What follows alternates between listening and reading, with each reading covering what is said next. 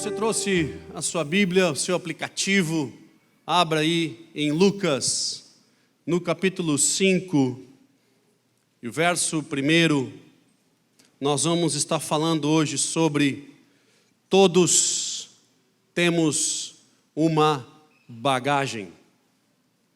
Todos temos uma bagagem. Verdade ou não? Será? Tem gente que não tem, está tudo certo, tudo bem, limpinho, tudo beleza. Todos temos uma bagagem ao tema de hoje, né, Marquinhos, tudo bem? Bom tê-lo aí na primeira fileira.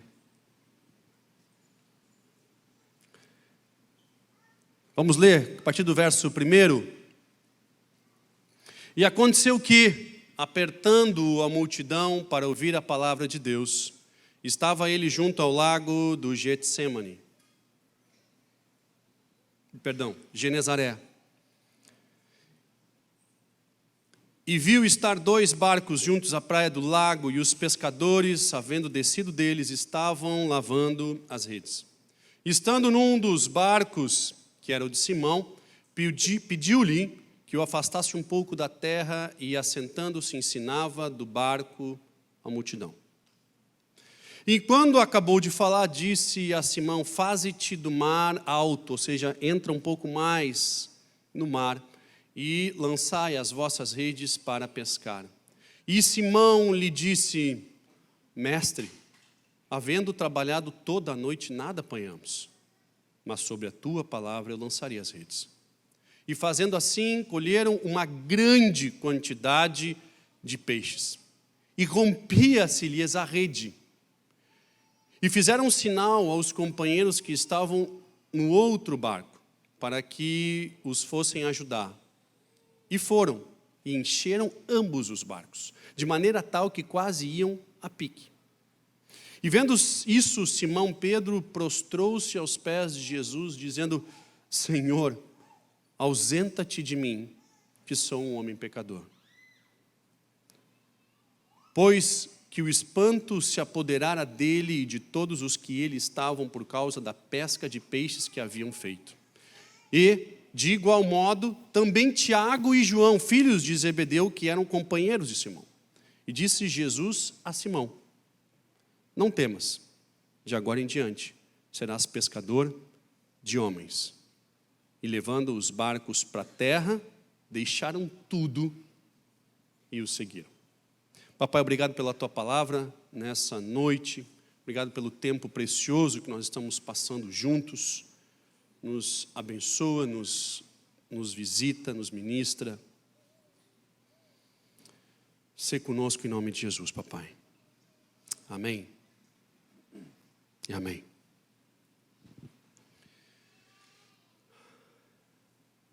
Aqueles que vão achar um pouquinho estranho, já peço desculpas, que eu estou inaugurando hoje meu óculos multifocal.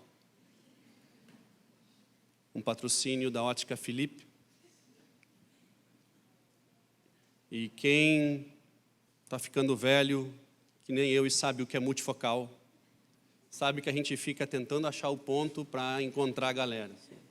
Sumiu, voltou. Sumiu. Eu ainda estou me acostumando com esse negócio. Cadê a Dani? Está aqui, sumiu, voltou, cadê a Dani? Está aqui. E ele ainda lançou maldição em cima de mim, Felipe, dizendo que agora é só ladeira abaixo. O cara esperando de um amigo uma palavra de conforto. Nada. Diz: olha, agora só piora, é assim que funciona, é isso aí. Então eu vou achando vocês e assim a gente vai indo até o fim. Beleza? Ó, pessoal, lá no fundo, não vi. Fica velho para ver como é que funciona o negócio. E não tem volta, é isso aí. É isso aí mesmo. Então, tenham compreensão de mim. Aconteceu aqui que Jesus, ele estava pregando e a multidão apertando eles. E ele chega para um barco, chega para um grupo, na realidade, que estava pescando e diz: olha, me emprestem um barco, eu quero entrar, um pouquinho mais lá no fundo eu prego melhor para o pessoal. E foi o que eles fizeram. Entraram no barco, andaram um pouquinho, não muito, Lá, finalmente, pregaram e depois havendo pregado, Jesus disse, lançam as redes. Só Jesus, a gente trabalhou a noite toda, vocês sabem, pessoal que conhece mais pesca, os pescadores, né, costumam ir na madrugada, bem cedinho, pescam, de manhã cedo, está lá os restaurantes esperando o peixinho fresco, aquela história toda. Bem, nesse caso eles voltaram, não tinham pego nada, e disseram, olha, a gente já passou a noite inteira pescando, não deu nada. Hoje o mar literalmente não está para peixe. Bem, se não está para peixe, mas lancem as redes. E ele diz, sobre a tua palavra, nós vamos lançar de novo. E eles lançam as redes. Pescadores experientes lançam as redes, e eles quando puxam não conseguem tirar. E eles chamam mais um barco. E esse novo barco vem, se aproxima, e esse barco também é cheio. Todo mundo que se aproximou, lotou, e eles vieram carregados. Embora você fica pensando o resultado financeiro disso. Era tanto peixe que os barcos quase afundavam. Isso significava muito dinheiro, isso significava um impacto financeiro muito grande na vida desses pescadores. Talvez você não consiga compreender, mas eles viviam disso. Foi um dia na míngua que eles iam voltar para casa e talvez sofreriam demais, porque não teriam recursos para comprar a sua comida, não só no dia, talvez esse barco tão cheio do jeito que estava, talvez era recurso para semanas. O que aconteceu ali foi algo que realmente impressionou. 2 barcos, uma rede e 2 barcos cheios. Totalmente fora do comum, totalmente inesperado, um milagre, sem nenhuma comparação, sem nada próximo que eles pudessem ter vivido, que aquilo pudesse lembrar, e eles impressionados, e todo mundo impressionado, e um olhando para o outro, abismado, carregando, falando, cara, que loucura isso! Nossa vida vai mudar, nosso dia mudou, cara, que milagre! Olha esse homem que nos abençoa, e eles, aquele alvoroço. A Bíblia diz que eles estavam impressionados com o que estava acontecendo, com exceção de um cara. Com exceção de um, chamado Pedro. Esse cara, ao invés de ficar impressionado com a bênção que acabara de receber, e muito mais, talvez pela provisão de semanas que ele acabava de receber, ele se prostra e ele diz para o cara que fez tudo aquilo, afasta-te de mim, porque eu sou pecador. Ele diz, vaza, porque tu não conhece a minha vida. Tu não conhece o quão ruim eu sou. Tu não conhece o quão complicado eu sou. Tu não conhece a minha história, tu não conhece a minha bagagem. Tu não conhece como eu cheguei aqui, o quão ferido, o quão arrebentado, o quão destruído. Tu me encontra num pior cenário da minha vida, de uma história ruim.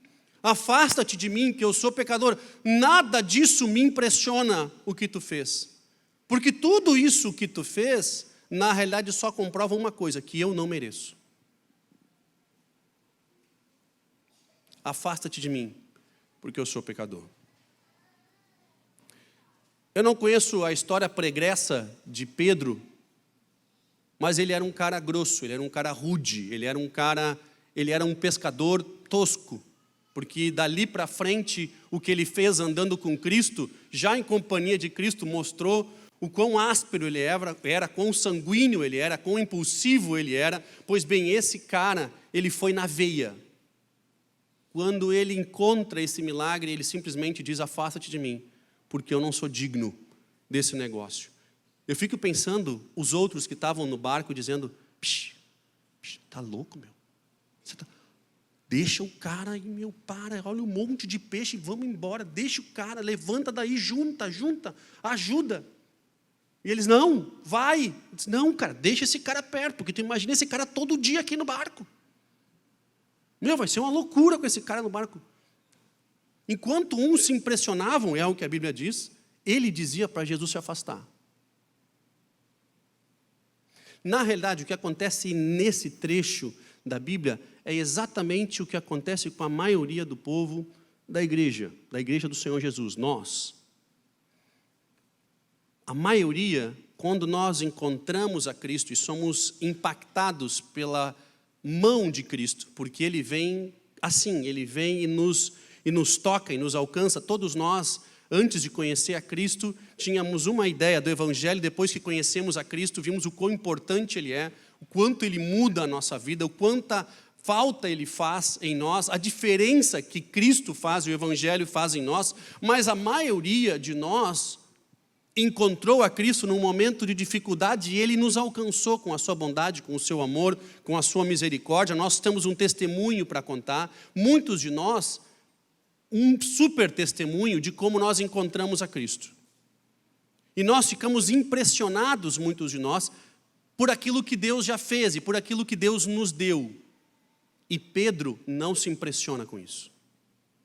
A maioria de nós foi impressionado com a forma com que Deus nos visitou, nos alcançou e continua com Cristo porque Ele continua dando, Ele continua nos abençoando, a gente continua tendo boas experiências, mas na realidade, a nossa vida com Ele fica tão rasa que depende de como Ele nos abençoa, porque se as coisas não estão tão bem, as coisas não estão andando do jeito que eu esperava que andasse, eu prontamente o culpo pelo que está acontecendo na minha vida.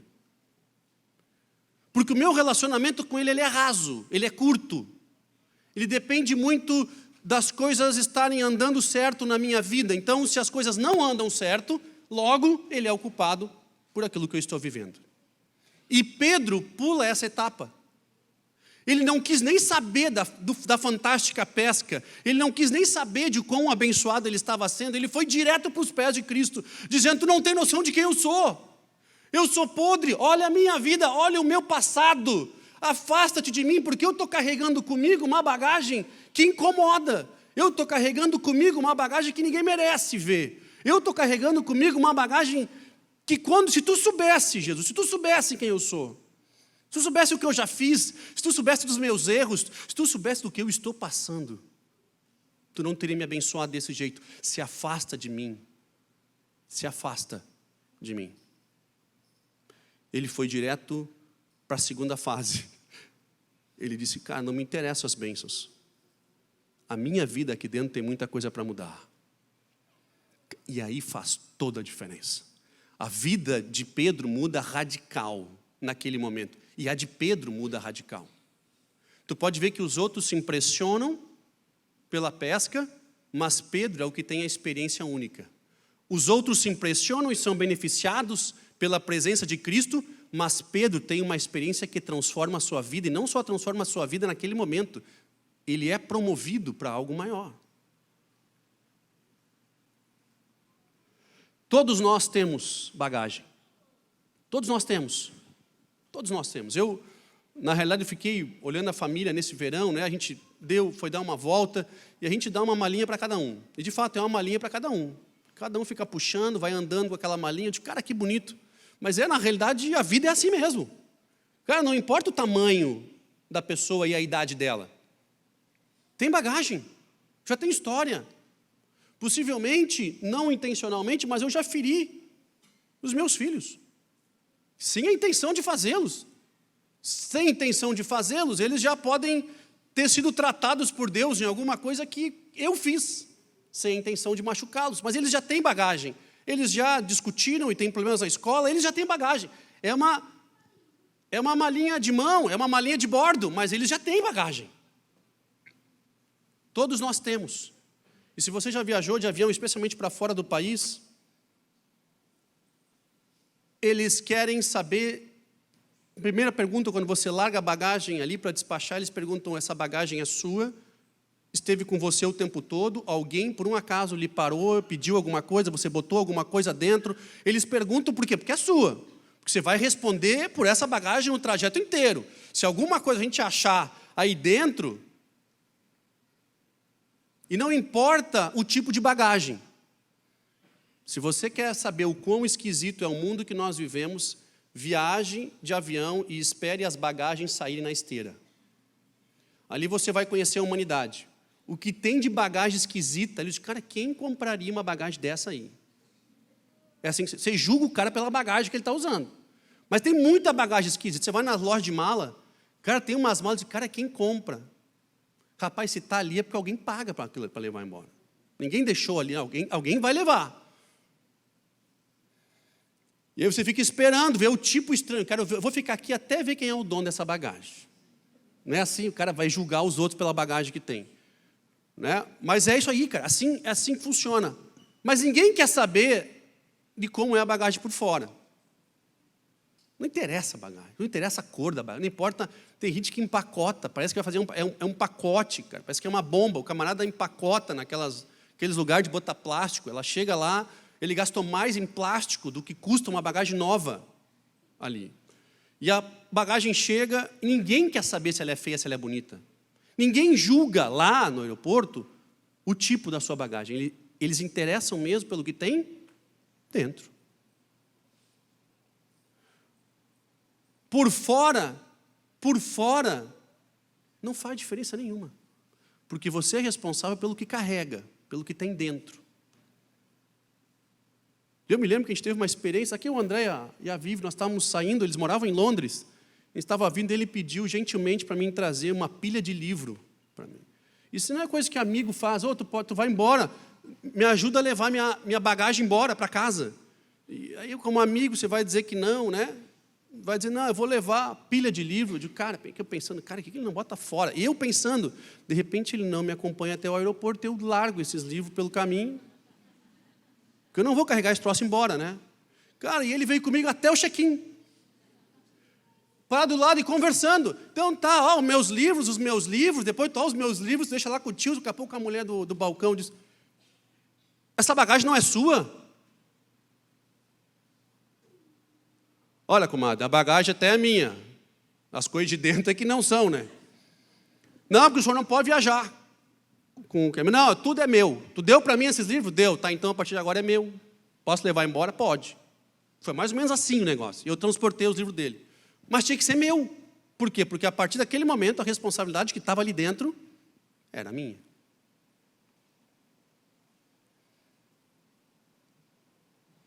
Todos nós temos bagagem. Quer provar como a gente tem bagagem? O camarada diz assim, não, cara, não tem. Pedro reconheceu o que tinha na largada. Casa com alguém. E você vai ver se o outro não tem bagagem. Meu amigo, você casa e cada um leva a sua. Chega lá, abrem as bagagens. Meu, é isso aí que tem aí dentro? Tá, mas é isso aí? É, cara, é o que veio. Ah, mas eu achei que tinha outra coisa aí dentro, né? Eu achei que até... Mas a gente leva o que tem. Não é assim que funciona? Emocionalmente a gente leva o que tem. Espiritualmente a gente leva o que tem. Culturalmente a gente leva o que tem. Financeiramente a gente leva o que tem. Minha mãe disse quando casou com meu pai, separou um lugar para ele, 2 gavetas para ele botar o que ele quisesse lá dentro, que ali era o lugar das roupas dele. E aí chamou ele, essas 2 gavetas são tuas, pode encher de coisa. Bota as tuas coisas aqui dentro. Ele disse, eu já botei. Tá, mas é só isso aí que tem aqui. Mas tudo que eu tinha. Eu trouxe tudo que eu tinha e botar, tá aí, essas 2 gavetas aí. Até hoje, acho que ele não enche as 2 gavetas ainda. Mas a gente leva o que tem no relacionamento. E você começa a conviver com a realidade ali.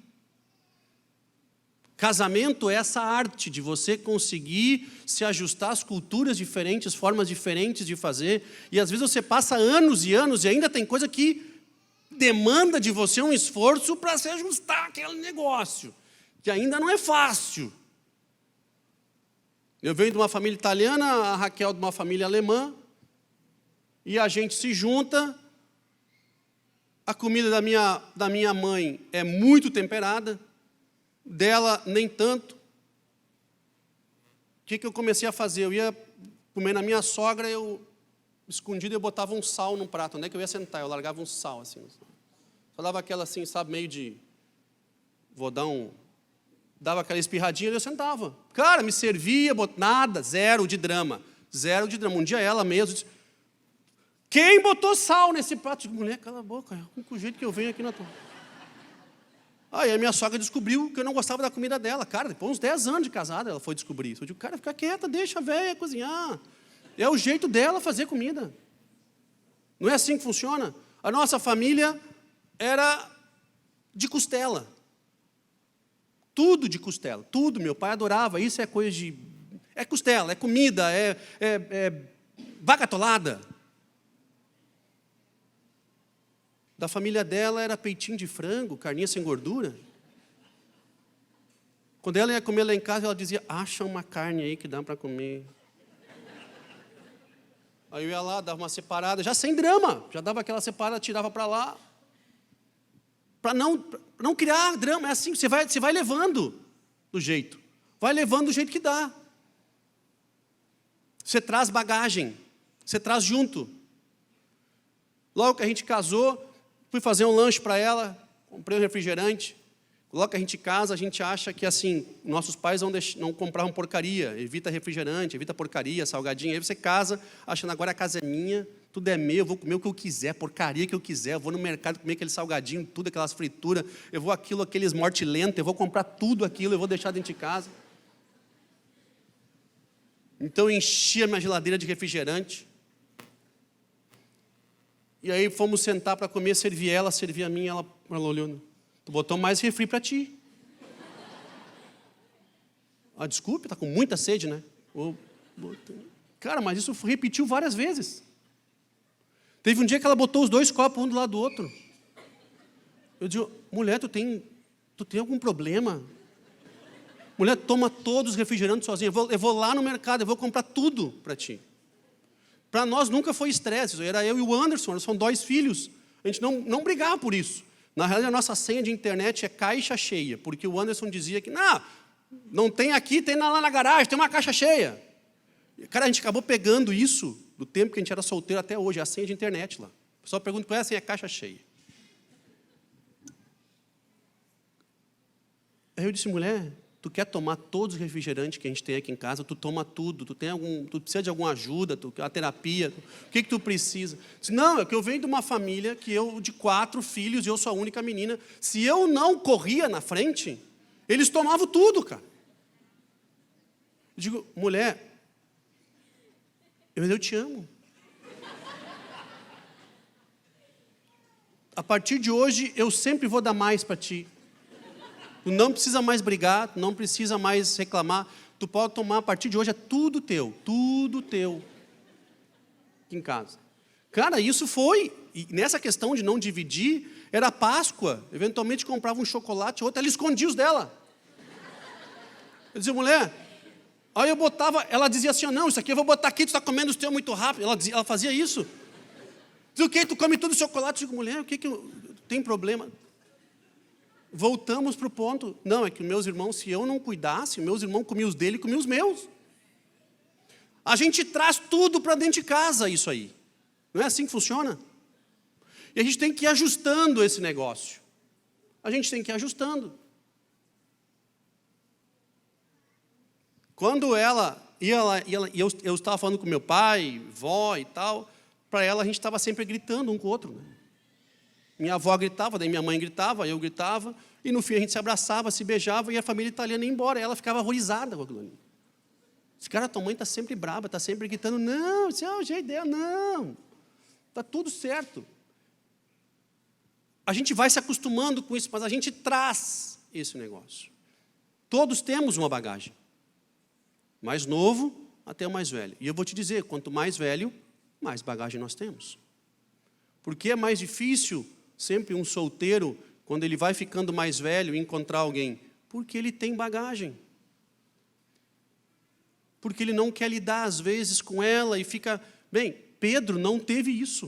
O que Pedro fez? Encontrou a Cristo, ele foi direto na veia. Afasta-te de mim, porque olha a minha situação.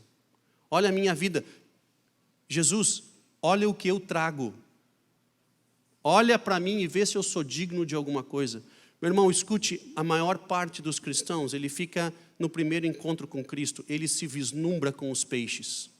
E ele fica se relacionando com Cristo baseado no que ele ganha, baseado no que para ele é importante, na forma com que ele está sendo abençoado. E se ele, a vida dele, ou os negócios dele não estão andando como ele imagina que deveria, ele começa a ter um problema com Cristo. Ele começa a questionar o quão Cristo ama, o quão Cristo realmente cuida dele. Ele começa a questionar esse relacionamento com Cristo, porque ele baseia Cristo no que ele ganha, ou no que ele não ganha. E é o pior ainda que muitas pessoas pregam um evangelho, vêm para Cristo para ganhar.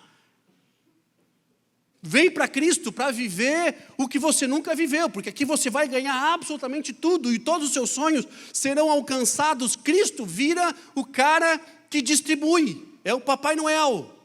Ele é o cara que veio distribuir presentes, e se ele não veio, tem algum problema.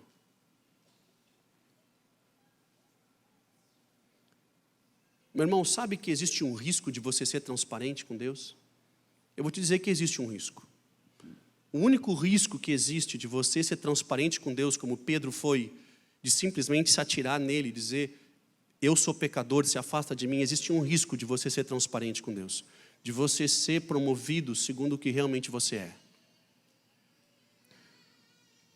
Porque quando você é transparente com Cristo, não se vislumbrando com o que Cristo já fez para você, sendo extremamente transparente, Ele te promove para aquilo que realmente você é. E Cristo disse o seguinte para ele, a partir de hoje, você será um pescador de homens. Nós queremos ser promovidos por Deus, nós queremos ser abençoados por Deus, mas nós não queremos ser transparentes. Nós queremos que Ele nos abençoe como eu acho que deve ser. Eu quero que Ele me abençoe porque eu sou bom, porque eu sou inteligente, porque eu me esforcei, porque eu me dediquei. Vai ficar aí atrás, meu irmão? Capaz de dar um susto na gente, né? Vamos fazer certinho para ele aqui. Me ajuda aí, pô.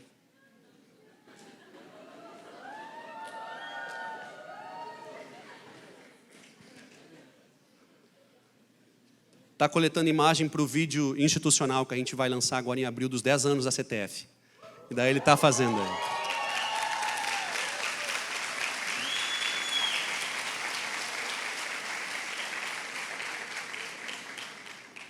Te ajudei nessa aí, né?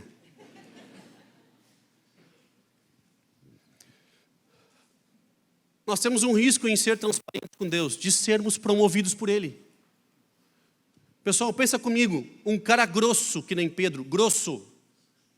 Um cara sem capacitação, a princípio para nós, cheio de problemas, cheio de histórias que eu e você não sabemos qual é. Esse cara, imediatamente, ele é transparente com Cristo, e Cristo diz assim, ó, não precisa temer por tudo ser assim. Não precisa temer porque a tua história até agora não te trouxe honra nenhuma, porque a partir de hoje eu te farei pescador de homens. O risco de você ser transparente com Cristo é o risco de Ele te promover pelo que realmente você é. Esse é o único risco.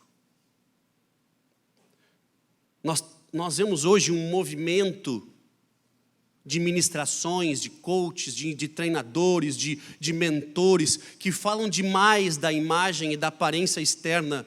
Você tem que mudar a sua aparência externa para as pessoas te reconhecerem e te darem valor. Meu irmão, a aparência externa acaba rápido. A aparência externa é importante, mas ela não pode ser o centro da tua vida. A aparência externa, ela é importante, mas ela não pode nortear a tua vida, porque eu vou te dizer uma coisa, não há como consertar os teus problemas interiores por fora. Nós conseguimos melhorar a carcaça, mas lá dentro, meu irmão, você tem que entender que tem coisa para mexer. Lá dentro tem coisa para tratar. E às vezes pessoas bonitas fazem tantos procedimentos e ficam feias, tentando ficar bonito por dentro. Às vezes pessoas lindas ficam feias. E eu vou te dizer, e não leva mal, tá, irmão? Fico ofendido, mas tem pessoas feias que são tão lindas por dentro, que quando você conversa, você fica encantado, porque o que vem lá de dentro, meu amigo, te impressiona muito mais, que você nem nota o que tem por fora. Tem pessoas tão lindas do lado de dentro, que não vão conseguir nunca atingir padrões de beleza que esse mundo pode estabelecer, mas são tão impressionantes lá dentro, que você se encanta. A Bíblia diz que o Espírito Santo ele aformoseia o rosto, e é verdade. Porque quando o Espírito Santo entra, meu irmão, quando alguém que você está conversando é cheio de Deus, não tem como você não se encantar. Não tem como você não se encantar. Querido, cuide, para não tratar demais o seu exterior e não esquecer a importância de ser verdadeiro com Cristo. Nós admiramos demais pessoas que nós não conhecemos. Nós admiramos e, pior ainda, nós seguimos na nossa vida, nós mudamos hábitos na nossa vida, nós viramos discípulos de pessoas que nós não conhecemos. Que loucura que o ser humano faz. Nós admiramos, nós estamos encantados com pessoas que nós acompanhamos à distância, de forma remota, e nós admiramos pessoas que nós não conhecemos. Se você passasse uma semana na casa daquela pessoa, você nunca mais acessava um link do seu canal. Nós mudamos a nossa vida, ajustamos nossa vida em cima de palavras de pessoas que nós não conhecemos. Olha que loucura isso. Eu e você fizemos isso. É fácil admirar quem nós não conhecemos. Agora vem morar lá em casa. Vem morar comigo para saber. Vem conhecer os meus problemas, a forma com que eu trato os meus filhos, a forma do meu cotidiano. Admirar quem eu não conheço é fácil. Nós fizemos isso. Queridos, todos nós temos uma bagagem. Saiba que você tem a sua. E você tem uma escolha de você viver encantado com aquilo que Deus tem te dado, a forma com que Deus tem te abençoado, ou você tem a escolha de ser extremamente transparente, abrir a bagagem diante de Cristo e dizer: Deus está aqui. Eu quero viver o que tu tens para mim, mas eu preciso dizer o seguinte: está aqui. Eu vou te contar uma coisa, Ele já sabe. Não é surpresa para Ele. Sabe aquela maquininha de raio-x? Meu, a tua já passou por lá, cara. A tua já passou por lá. Não tem nada que você possa dizer para Ele que vai impressionar Ele. Nada que você possa dizer que vai machucá-lo. Nada que você possa dizer vai deteriorar a tua imagem com Ele. Eu me lembro que um líder muito querido, um dia pegou um microfone diante do nosso grupo e disse o seguinte: eu quero aqui pedir perdão para vocês porque eu errei. Aquela decisão que eu tomei alguns dias atrás foi uma decisão equivocada e eu acabei prejudicando uma ou outra pessoa que eu estou aqui para dizer que eu errei, eu quero pedir perdão. Aquele líder começou a ter muito mais a minha admiração depois daquela noite. Porque eu olhei para ele e disse: cara, se esse cara erra, ele tem a humildade de vir pedir perdão, aí dentro tem conteúdo, cara. Aí dentro tem, como diz a minha avó, ou dizia, substância.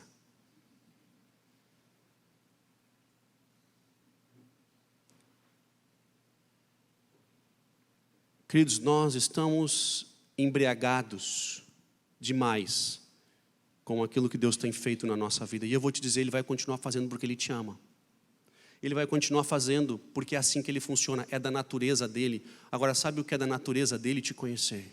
Porque Ele se fez conhecido, Ele chama os 12 e dizem assim: vocês 12 que estão vendo eu fazer milagre a todo momento, vocês 12 que estão vendo a multidão andar comigo e me impressionar, vocês 12 que emprestam até o barco para que eu consiga ir um pouco mais adiante para pregar a palavra, vocês 12 que estão vendo a forma incrível como eu tenho feito os milagres, vocês 12 estão me admirando, mas não me conhecem. Estão me admirando por aquilo que eu fiz, mas eu quero convidar vocês a conhecer, eu quero convidar vocês a andar comigo, eu quero convidar vocês a viver comigo, para ver que na realidade os planos que eu tenho para vocês são muito maiores. E não importa como vocês são, não importa como vocês estão, eu quero convidar vocês a me conhecer. E mesmo assim, tem um deles, que é Judas, que passa esse tempo todo com Cristo e ainda não caiu a ficha. Mesmo assim, tem um que anda com eles e o tempo todo viu essa manifestação e mesmo assim não caiu a ficha. Queridos, o ser humano é ruim. Nós nascemos ruins. Nós não somos bons. O ser humano é ruim. Tem uma ministração, inclusive, que eu falo que somos todos endonitas. Somos todos ruins, egoístas. Dos 10 leprosos que foram curados, um volta para agradecer. Nós não compreendemos. Nós somos fascinados por aquilo que Ele nos fez. Olha que loucura. Olha que loucura. Quando 10 leprosos são curados, um volta para agradecer, a gente já diz, tem coisa errada. Quando um menino é curado e é cego lá no templo, e ele volta para agradecer e diz, olha, eu quero ficar contigo, Jesus. Jesus falou para ele, não, obrigado por ter voltado para agradecer, mas eu não preciso que tu fique comigo, não. Eu quero que tu vá e espalhe as boas novas. Mas ele entendeu a essência. Ele disse, cara, não, mas eu quero ficar contigo, e contigo... Não, beleza, eu já entendi. Mas vai e espalha aquilo que eu tenho feito. Queridos, muito mais do que abençoar a sua vida, Ele quer te conhecer. Mas Ele quer te conhecer através da tua declaração, da tua boa vontade, do teu livre-arbítrio, de abrir a bagagem. Ele já passou pelo raio-x, meu irmão. Nada do que você vai dizer e nada do que você está fazendo ou do que você está vivendo está obscuro. Você tem um risco em ser transparente com Ele, o de ser promovido por aquilo que você realmente é. Tem um risco de você, na realidade, encontrá-lo de forma como que você nunca encontrou. E você ser promovido segundo o que você tem condições de ser promovido nesse momento. Robson, mas eu não falo direito, não tem problema, isso é com ele. Robson, mas eu sou grosso, eu sou um pescador, eu sou limitado. Não tem problema. Qual é a linguagem que você entende? A linguagem que você entende é pesca. Então tá, então a partir de hoje, já que você não entende outra linguagem, eu vou usar a linguagem que você entende. Você vai ser um pescador de homens. Se ele falasse que ele seria um apóstolo das nações, ele não entenderia absolutamente nada. Você grosso, dedo estroncado, você pescador de homens. Entendeu? Entendi. Largou os barcos e seguiu. É assim que Ele faz contigo e comigo. É a linguagem que a gente entende. Pare de admirar pessoas que você não conheça e se aprofunde na intimidade com Deus e seja surpreendido pela forma com que Ele vai surpreender, vai promover você. Nós não somos promovidos pela nossa aparência. Nós podemos ser admirados por ela, mas nós somos promovidos pelo nosso conteúdo. Nós somos promovidos não o que as pessoas enxergam de fora, mas o que sai de dentro.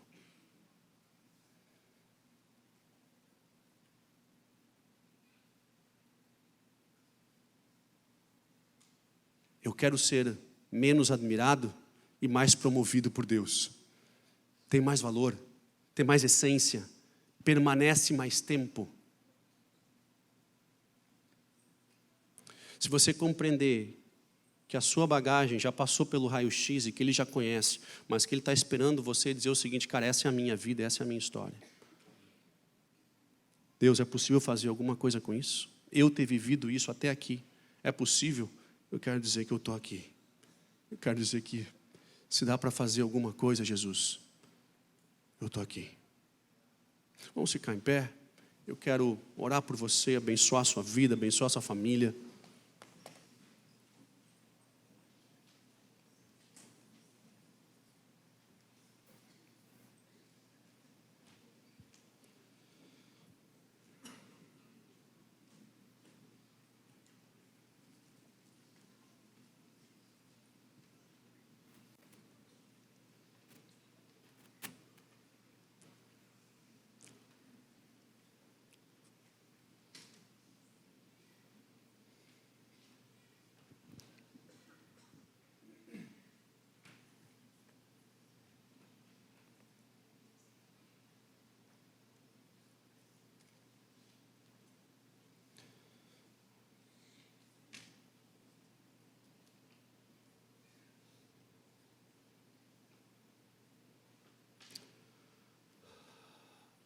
Me impressiona como a igreja, eu e você, a igreja do Senhor Jesus, é rasa no seu relacionamento com Cristo. Porque se ela fosse transparente como Pedro foi e viveu as maiores experiências que alguém pudesse ter vivido, nós estaríamos diferentes. Pensa comigo, Pedro, por essa transparência dele, ele nunca se impressionou com os milagres, nunca. A vida de Pedro começa ele pedindo para que Jesus se afastasse porque ele era pecador, deixando para trás 2 barcos lotados de peixe. E termina ele também num barco, quando Cristo ressuscita e ele aparece antes de voltar ao céu, ele aparece e eles estavam pescando. Pedro muito triste porque Jesus havia ido e eles resolvem ir pescar. E vocês conhecem a história? Na realidade eles estavam pescando longe da praia. A história se repete. Eles tinham pescado a noite toda e não tinham pego nada. E ali eles têm um déjà vu. Olha que loucura. 3 anos antes ele é chamado da mesma forma, exatamente igual. 3 anos depois ele estava pescando, não tinha pego nada. Um homem da praia grita: pegaram alguma coisa? Nada. Joguem as redes. Pedro diz: eu já vi isso. Cara, eu já vivi isso uma vez.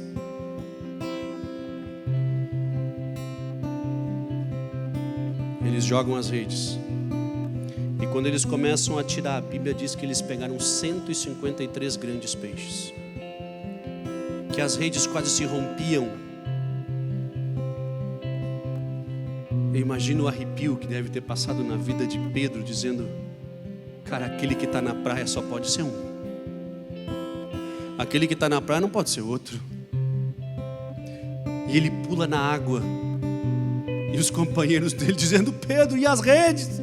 Cara, que rede? Que se danem as redes. Que se danem essas bênçãos, que se danem o dinheiro. Cara, o que eu quero é Ele.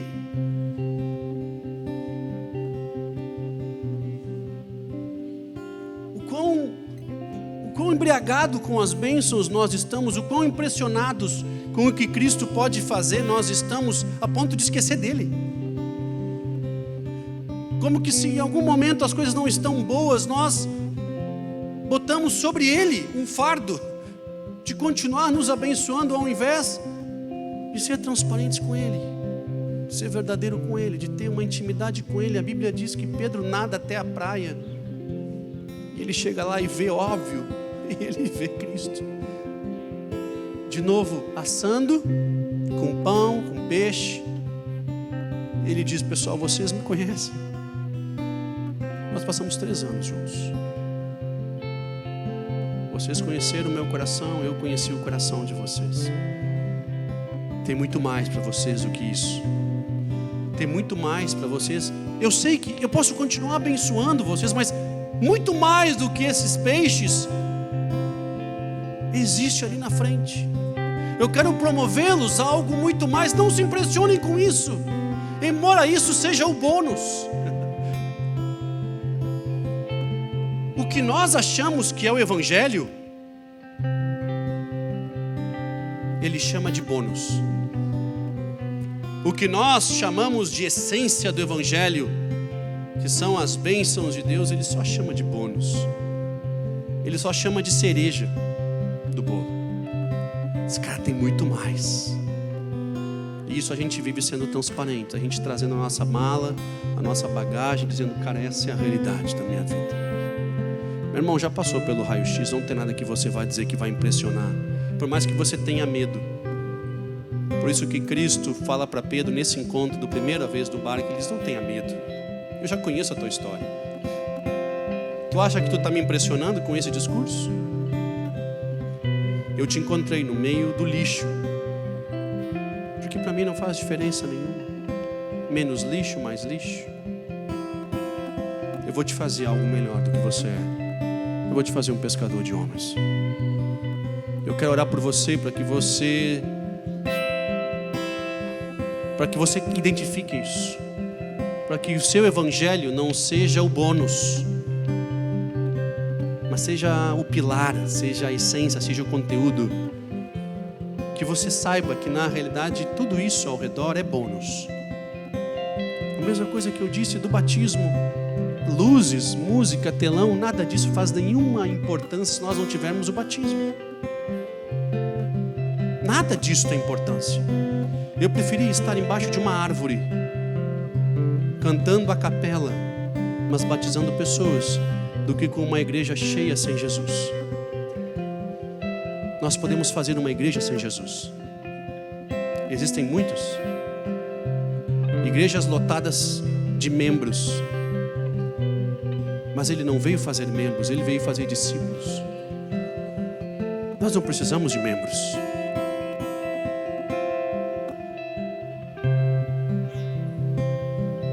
Vamos admirar menos pessoas que nós não conhecemos e aproveitar mais a chance de conhecê-lo de forma íntima, para que venhamos a ser promovidos por Ele. Pai, eu abençoo a Tua igreja, eu abençoo aqueles que estão aqui nessa noite, em nome de Jesus. Pai, que haja uma manifestação genuína e verdadeira de arrependimento sobre cada um de nós que entende como as bênçãos sendo o Evangelho. Pai, eu abençoo a Tua igreja para que entenda a essência do Evangelho.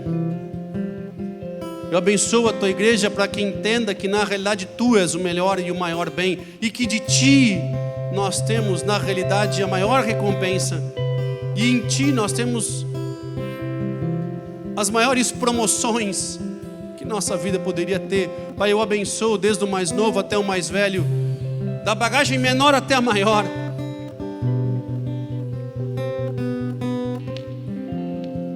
Pai, que a Tua igreja seja transparente contigo, seja verdadeira contigo.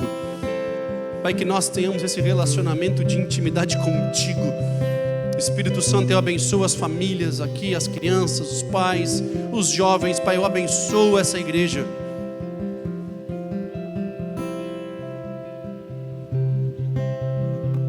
A entender a essência do que fazemos aqui, papai. Em nome de Jesus. Em nome de Jesus.